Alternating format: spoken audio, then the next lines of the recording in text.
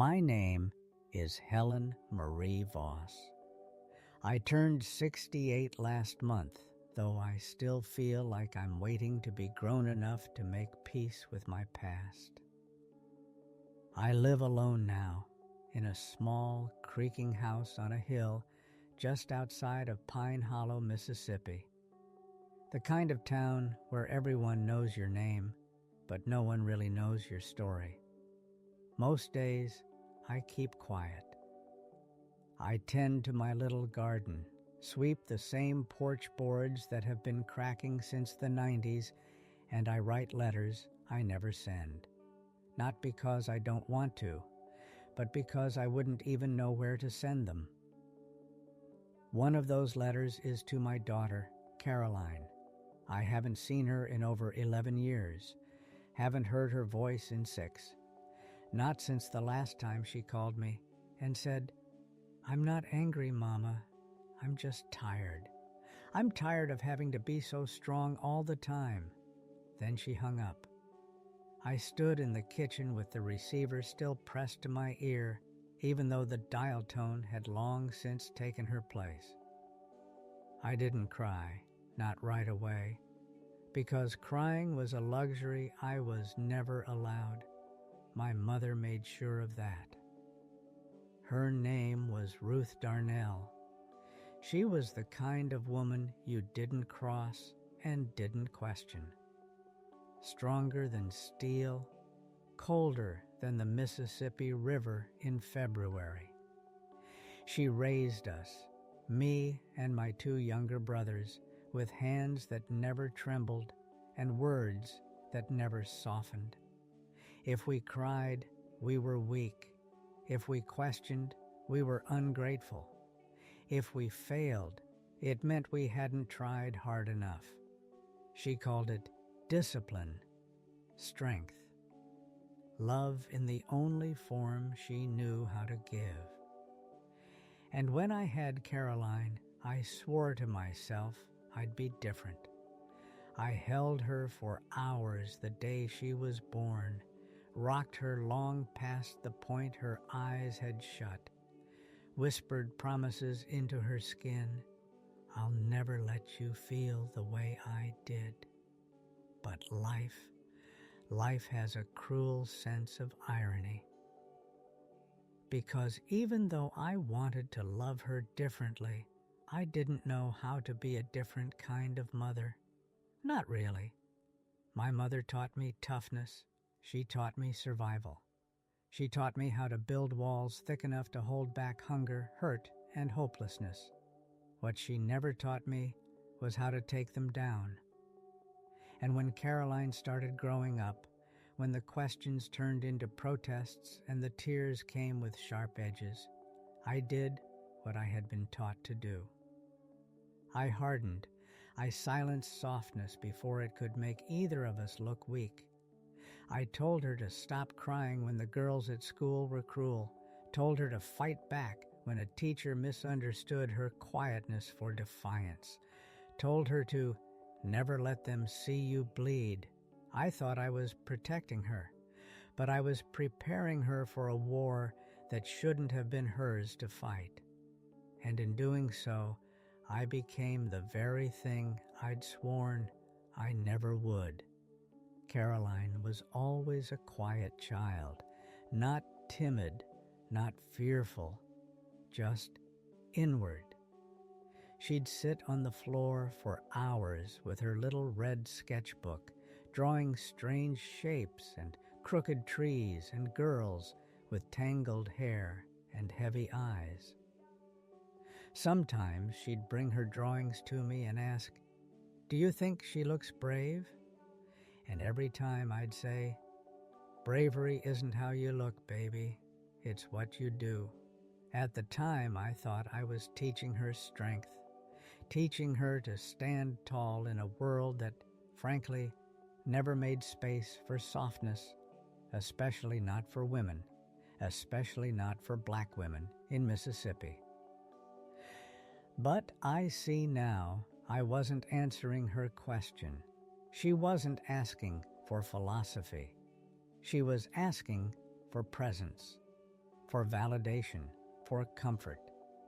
And I gave her a lesson instead. That was the pattern. When she was 6 and came home in tears because another girl told her she was too weird, I didn't hold her. I didn't ask how it made her feel. I knelt down, looked her in the eye, and said, "You get used to it." When she was 9 and scraped her knees running through the gravel at church, I didn't kiss her bruises or lift her into my lap. I told her, "You're not made of glass. Get up and keep moving."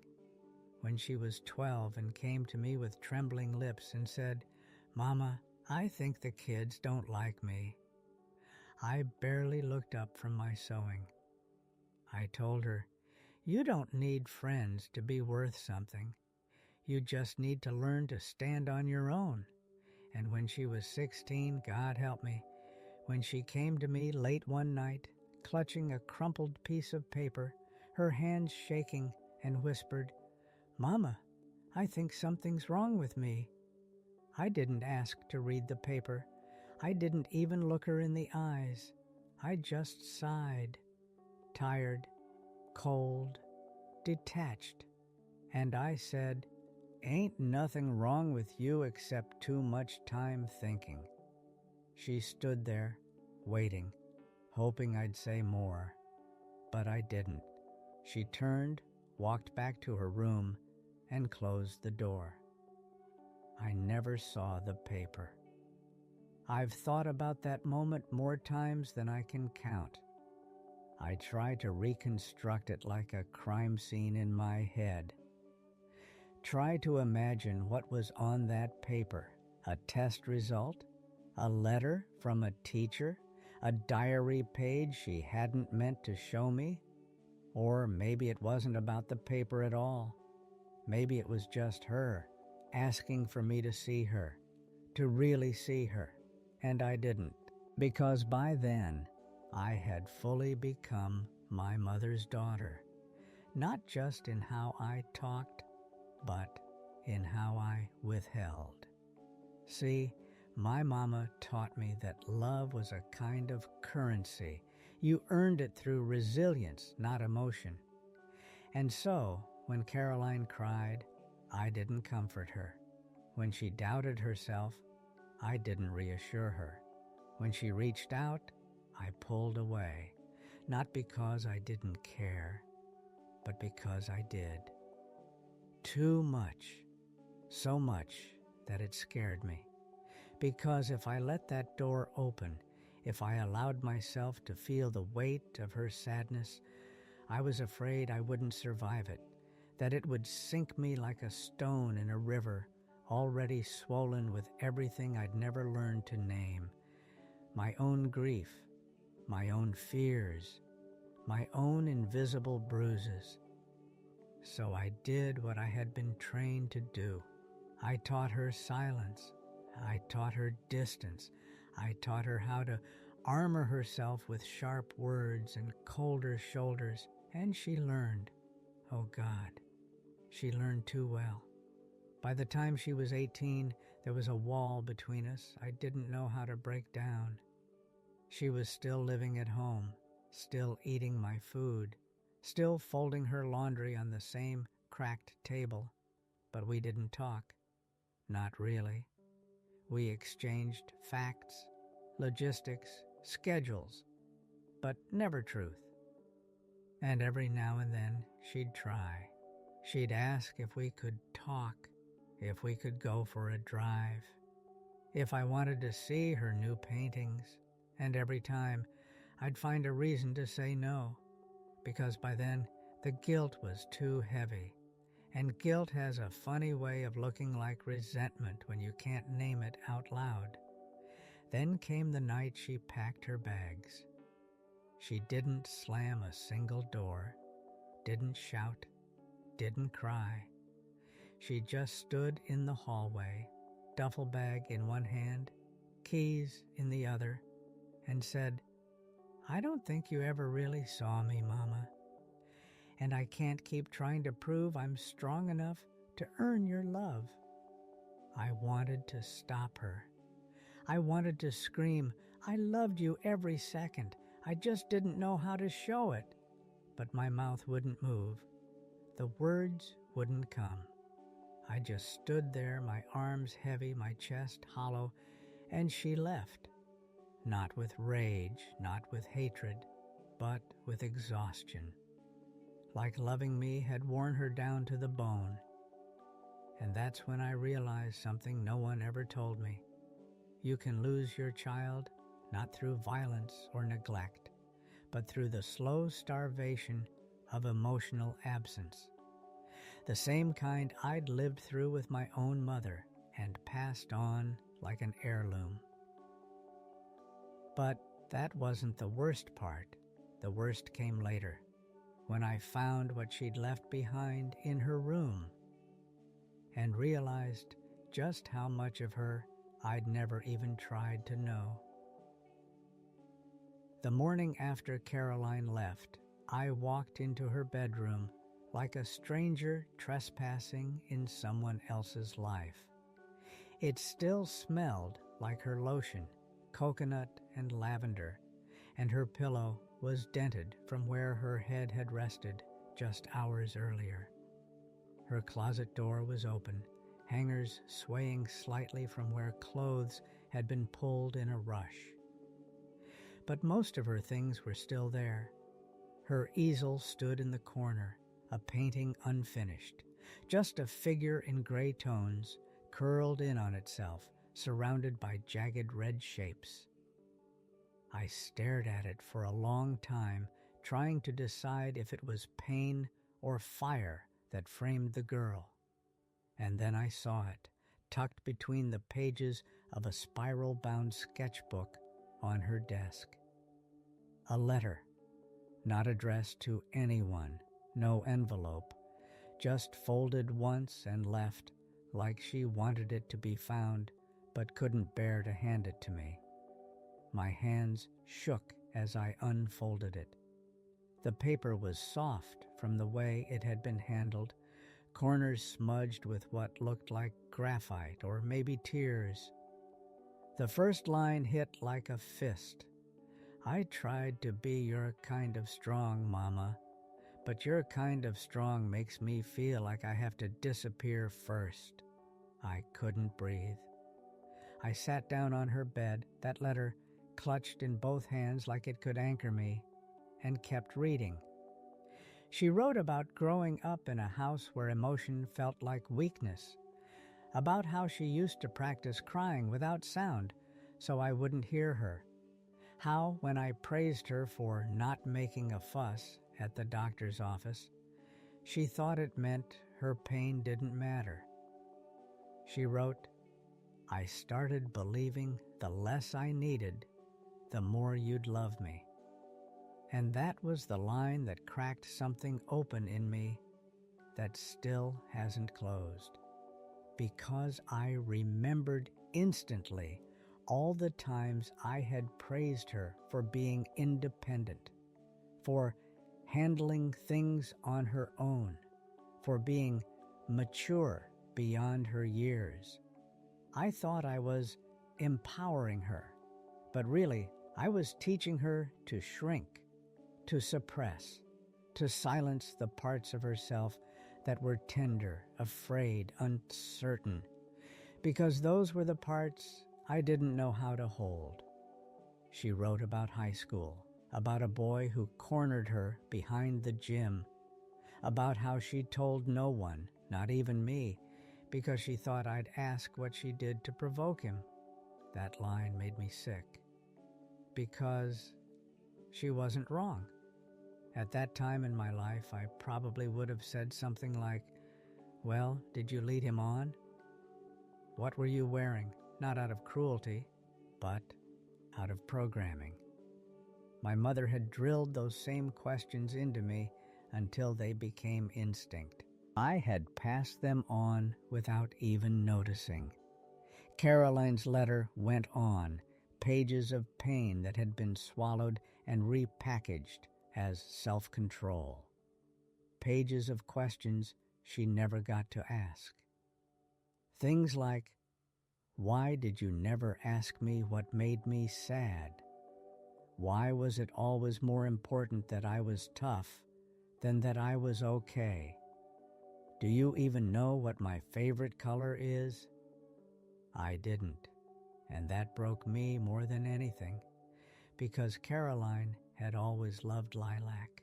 She wore it, painted with it, slept in it, and I had never noticed. How do you respond to a letter like that? How do you hold the weight of 100 moments where you looked your child in the eye and missed her? I didn't have an answer, so I just sat there, shaking, letting the silence of her absence settle in like smoke. That was the day I stopped pretending everything I did was for her own good. That was the day I started to reckon with the fact that survival isn't the same as love. That strength, real strength, isn't about who can endure the most pain. It's about who's brave enough to show up with softness even when the world punishes you for it. And I hadn't been that kind of brave, not for her, not even for myself. The days after that blurred. I tried to go to work, answer phones at the front desk of the auto shop like nothing had shifted, but my voice kept catching. I'd pick up the receiver, hear someone say hello, and suddenly I'd remember Caroline's laugh and have to excuse myself. At home, I found myself drifting into her room every night, touching the spines of her books like they could speak to me, running my hand over the indent in her mattress, waiting for a door to open that never would. I didn't know where she'd gone. She'd left no address, no phone number, not even a friend's name, just that letter, and the ache, the one that wrapped around my ribs like barbed wire and whispered every hour, "You did this." And it was right, because I hadn't raised a child. I'd raised a survivor, and that's the difference no one talks about. When you teach a child to endure everything, you also teach them to walk away from anything, including you. I didn't hear from her for almost 3 years. No calls, no letters, no trace, just silence. I tried to convince myself she was okay, that she was out there somewhere, building a life free from the weight I had unknowingly chained to her shoulders. But the truth was I didn't know. And the not knowing, was a slow, daily violence I carried inside my chest. Some nights I'd wake up in a sweat, certain something had happened. A car accident, a hospital, a news story I'd somehow missed. I'd scramble to my phone and check every inbox, every missed call list, even though there were never any new messages. Just the same empty silence humming like static in my ears. The silence became a character in my life. It sat beside me at the table. It followed me to work. It laid beside me in bed at night. And it always asked the same question: what if she never comes back? That question carved out pieces of me I didn't know could disappear. But life doesn't stop just because your heart is cracked open. Bills still need paying. Food still needs cooking. Clothes still need washing. So I kept moving like my mother taught me. "You don't stop," she used to say, even when she was dying. Pain doesn't earn you rest. And I believed her for decades. until my body started to say otherwise. I was 59 when my knees gave out on the back steps and I collapsed in the garden with a full basket of tomatoes. They rolled everywhere, bright red, soft and bruising in the dirt, and I just sat there, stunned, not by the pain, but by the stillness. It was the first time I'd been still in years. The doctor later said it was stress. "Your blood pressure's been out of control for months," she told me. "You're heading toward a stroke." And for a moment, lying in that sterile office with wires strapped to my chest, I thought, maybe that wouldn't be so bad. Not because I wanted to die, but because I didn't know how to live with the weight of what I'd done. When I got home, I sat on the porch with a blanket and let myself cry out loud. Not quietly, not into my pillow, but loud, ragged, ugly sobs that echoed off the trees and startled the neighbor's dog. And that's when I heard it, the mailbox creaking open. A thunk, then footsteps. I pulled myself together as best I could and walked out to the box, half expecting another bill I couldn't stomach. But it wasn't a bill, it was a postcard. No return address. Just a blurry photograph of an ocean cliff and 6 words printed in neat, unmistakable handwriting. Still breathing, still learning, still far. My knees gave out again, but this time I let them. I sat in the gravel by the mailbox and held that card like it was sacred. Because it was. It was proof. Proof she was alive. Proof she hadn't forgotten. Proof, perhaps, that even in her absence, she still remembered who I was, or who I tried to be. I brought the postcard inside and pinned it to the refrigerator. Didn't frame it, didn't hide it away. Just placed it where I'd see it every morning. And every morning I'd whisper the same thing. "I'm still here, baby, if you ever want to come back." But she didn't, not for another year and a half. And even then, it wasn't the kind of return you imagine in your dreams. It wasn't a hug on the porch. It wasn't a tearful apology or forgiveness or shared tea in the kitchen. It was a knock. Soft, tentative, like the wind had done it by mistake. I opened the door to find her standing there, taller, thinner, her hair buzzed short, wearing a canvas coat and worn boots. She looked like a different person, and somehow exactly the same. We stared at each other for a long time, and then she said, "I'm not here to stay. I just needed to see if you were still real."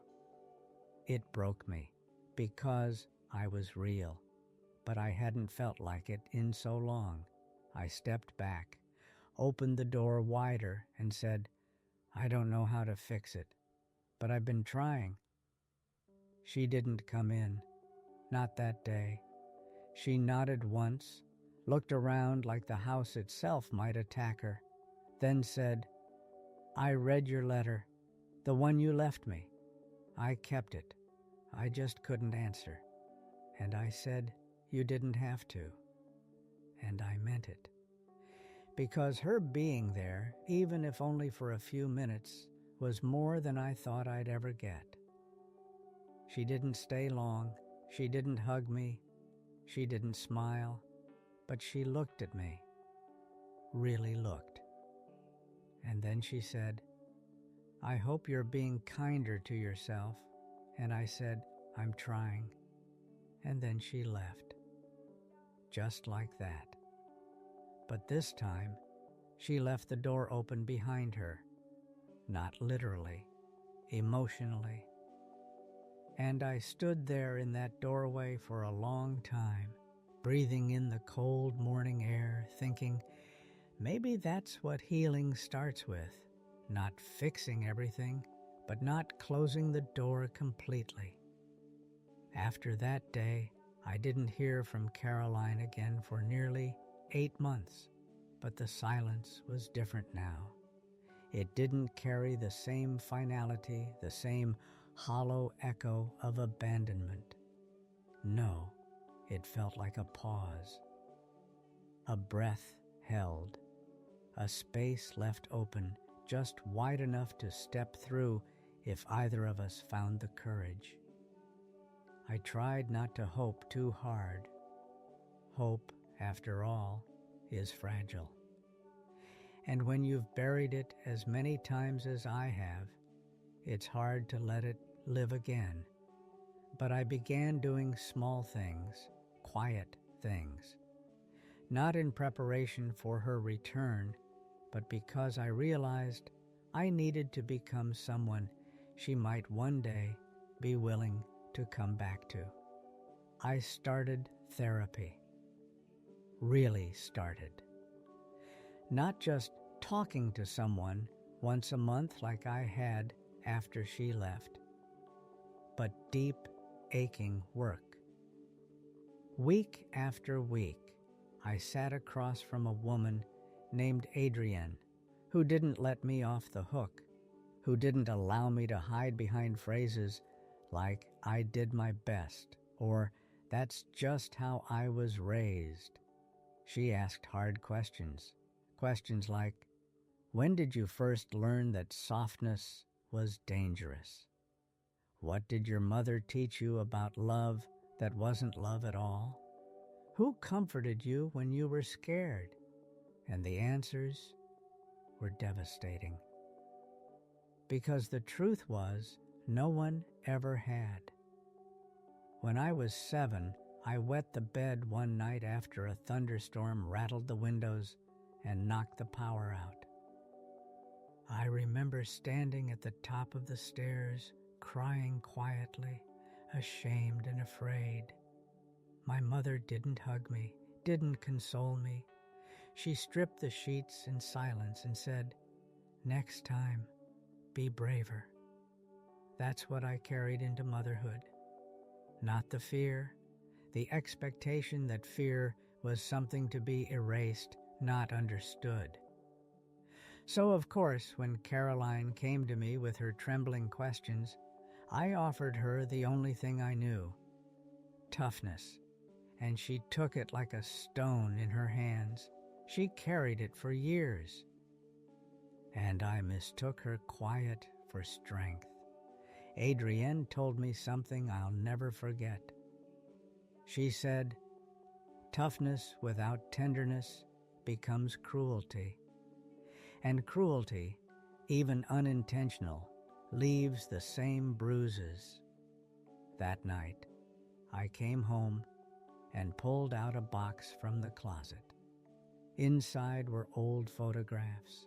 Caroline as a baby, all cheeks and light, looking up at me with that unfiltered love children give so freely.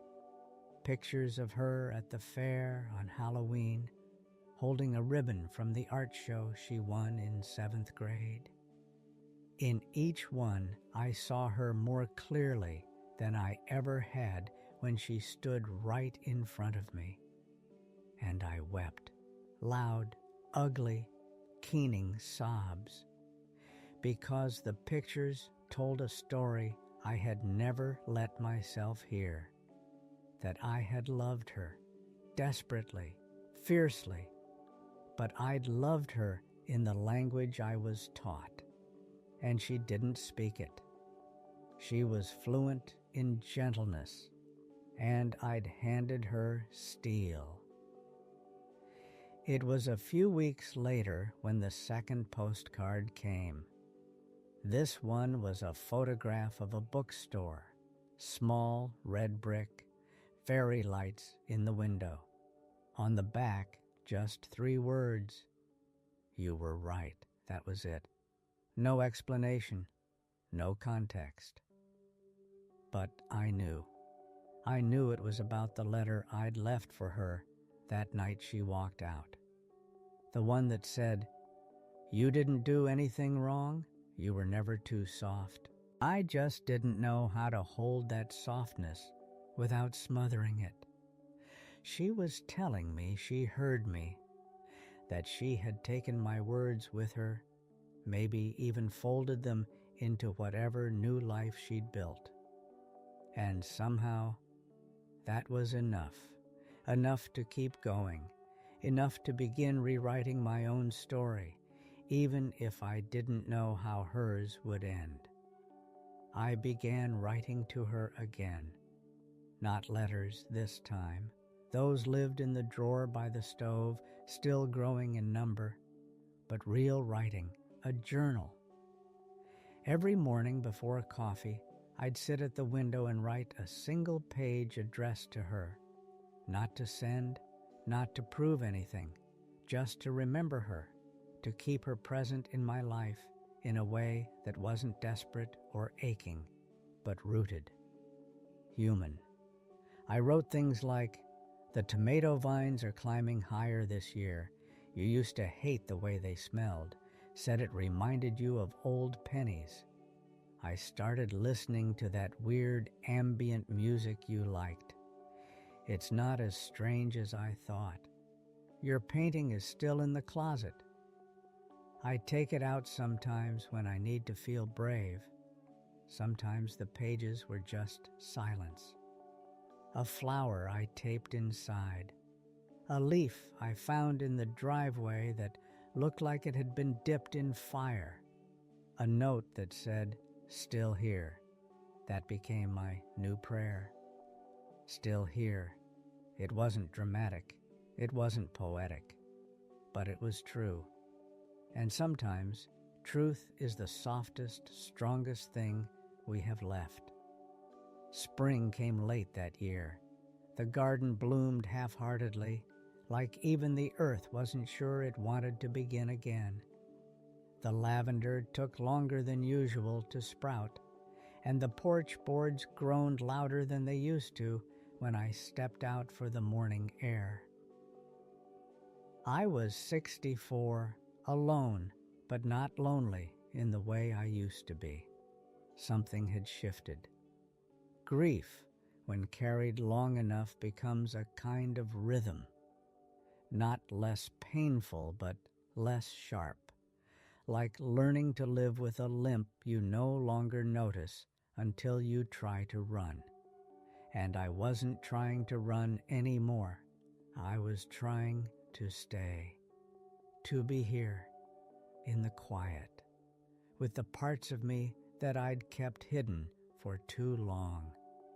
That's when I began telling the truth to myself, out loud. I stood at the kitchen sink one morning, scrubbing a chipped plate. When I set it into the empty room, I hurt my daughter, not in the way they make movies about, not in the way that leaves bruises on skin, but in the way that leaves bruises on the soul. I spoke it again and again, until the shame stopped stealing the breath from my lungs. That day, I wrote in my journal, "The worst things we do are usually born from the things we never learned to name." I didn't know how to mother a girl who felt everything, because I wasn't allowed to feel anything. I started having different kinds of conversations with people around me, too. Softer ones, real ones. When my neighbor Judy lost her sister and tried to brush it off, "We weren't close, it's fine," I said. "You don't have to be fine." When a cashier at the grocery store choked up over the price of formula, I didn't look away. I reached into my purse and handed her $20 and said, "Please, just this once, let someone hold you." Because that's what I never let happen. No one ever held me, and I never let anyone hold Caroline. That realization, simple, brutal, opened something in me. I began remembering things I had buried so deep I thought they'd been erased. Like the time Caroline was 10 and I found her under her blanket, crying because her goldfish had died. I told her, "That's enough now. It's just a fish." I didn't mean to be cruel. I just thought she needs to learn early that the world doesn't stop for grief, but the world should have stopped for her, just for a moment. Instead, I kept moving. I always kept moving, and so did she, away from me. That summer, a letter came, handwritten, from a real return address. I held the envelope in trembling hands, recognized the slanted, deliberate handwriting before I even turned it over. Caroline. I didn't open it right away. I sat on the porch with it on my lap for nearly an hour, afraid to touch whatever lived inside those folds, afraid it might be a goodbye, or worse, a catalog of things she could never forgive. When I finally opened it, I read slowly, afraid my eyes would outrun my heart. It began simply, "Mama, I don't know if I want a relationship with you, but I've been thinking about the way you used to braid my hair on Sunday mornings before church. You'd hum the same hymn every time, even if you didn't know the words. I've remembered that lately. I think I needed to. I cried like I hadn't in years. Because that line, that small memory, meant she had found a piece of us that didn't hurt, and she was offering it to me. The letter wasn't long, it wasn't warm, but it was real.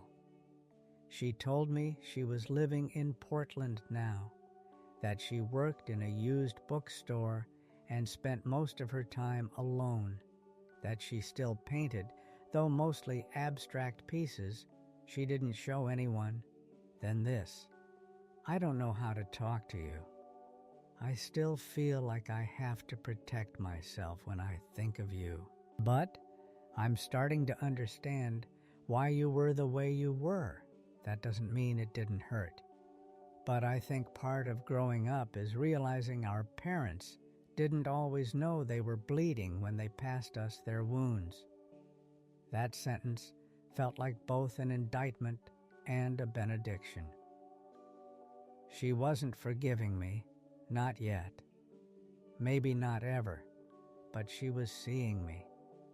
And in that moment, I realized something.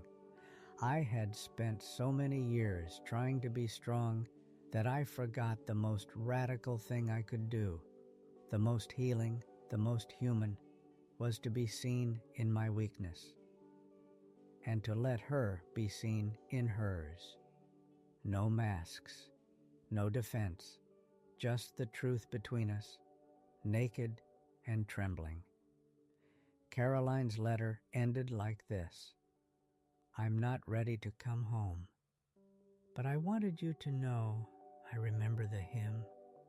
I hum it sometimes when I feel small. I hope you're being good to yourself." I folded the letter carefully, as if it might shatter if I wasn't gentle, and I whispered into the empty kitchen, "I am now, baby. Am now." After Caroline's letter, I didn't write back, not because I didn't want to, but because I understood, finally, that not every door has to be pushed open the second it cracks. Some doors need time, patience, air. So instead of rushing toward her with all my guilt and apologies, I gave her space. I tended the lavender, I kept going to therapy, and I started humming again, those same wordless hymns she remembered, quiet, half-tuned fragments that lived in my throat like prayers too fragile to say out loud. The world softened a little after that. I began noticing things I hadn't before. The way the sun touched the tops of the pine trees behind the house like a blessing. The way the floor creaked only under certain boards, her boards. The ones she used to tiptoe across when sneaking out of bed to get her sketchbook, after I told her it was lights out. I held those details like relics, not to worship the past, but to remember that it had existed, fully, painfully, beautifully. One night, maybe 2 months after I got her letter, I dreamt of her. In the dream, she was standing in the backyard under the old willow tree, the one that used to drop branches like gifts. She was wearing her high school art club hoodie, sleeves pushed up, paint on her fingers. She looked young but tired, and she said, "I still have your eyes, Mama. I just see different things with them." I woke up with my heart pounding and the smell of lilacs in my nose, though I hadn't planted any. That morning, I sat at the kitchen table and wrote her a letter, not to send, just for me, just in case. It said, "I don't expect you to come back. I don't even expect you to forgive me.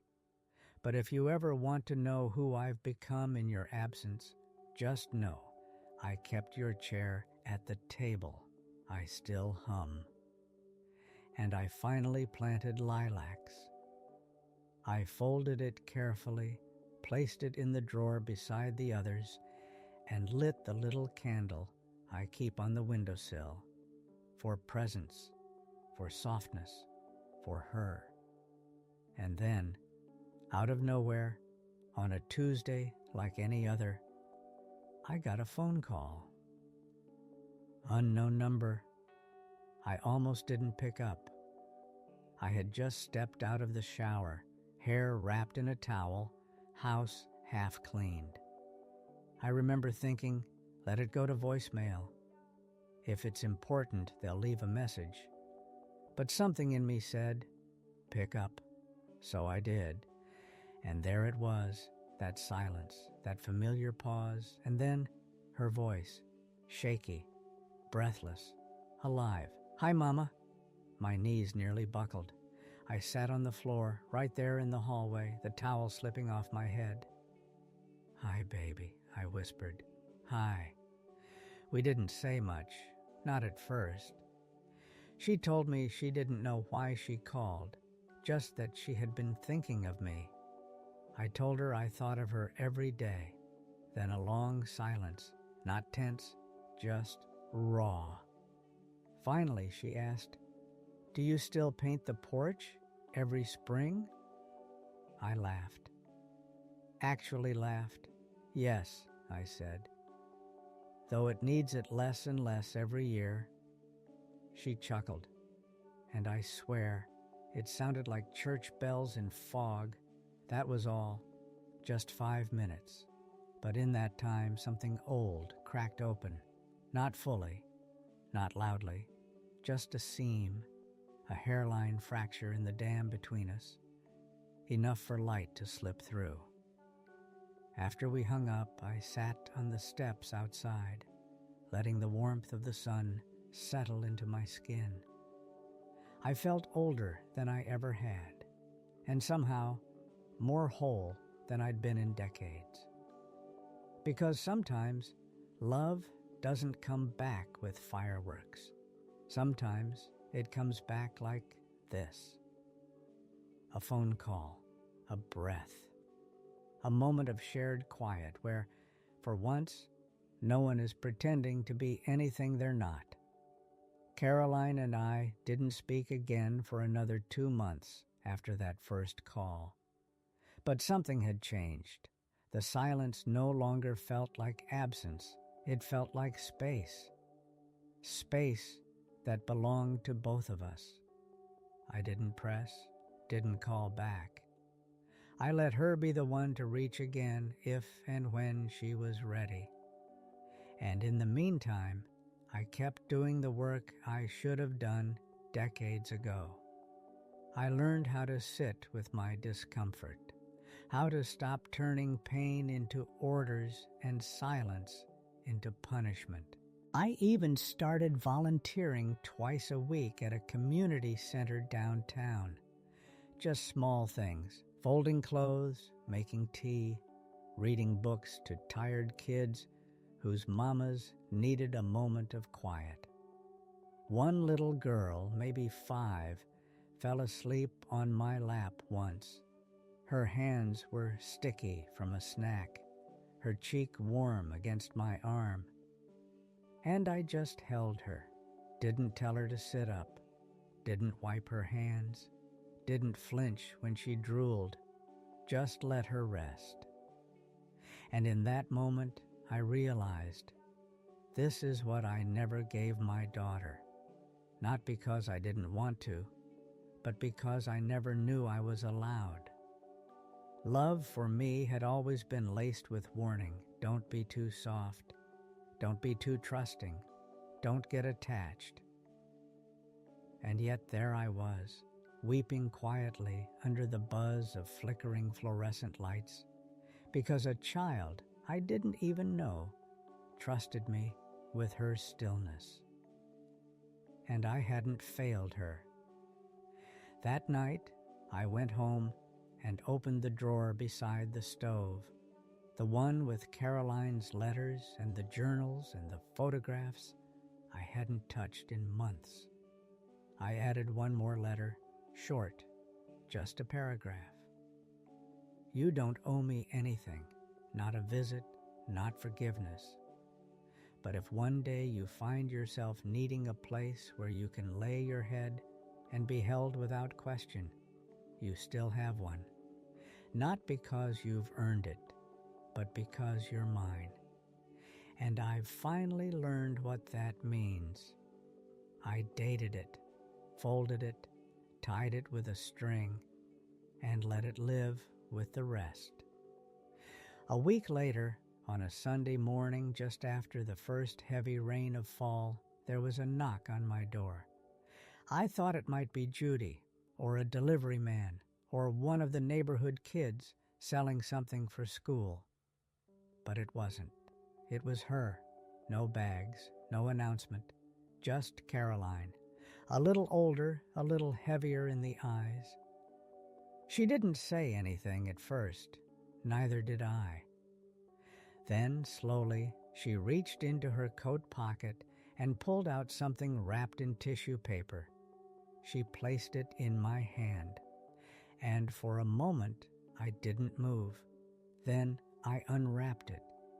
It was a small canvas, just 6 inches wide, painted in soft watercolors, nearly translucent.